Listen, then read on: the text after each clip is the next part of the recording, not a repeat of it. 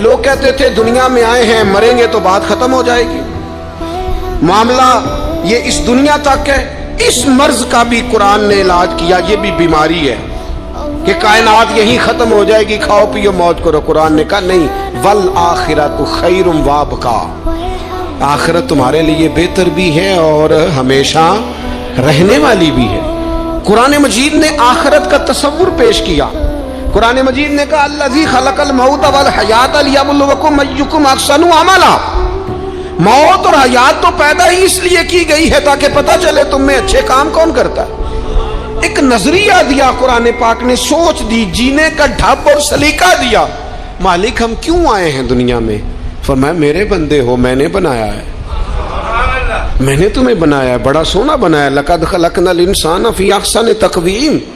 تو مالک تو نے کس لیے بنایا؟ تو قرآن اس بیماری سے بھی شفا دیتا ہے۔ فرمایا وما خلقت الجن والانس الا لیعبدون، میں نے جنوں اور انسانوں کو اپنی عبادت کے لیے بنایا ہے۔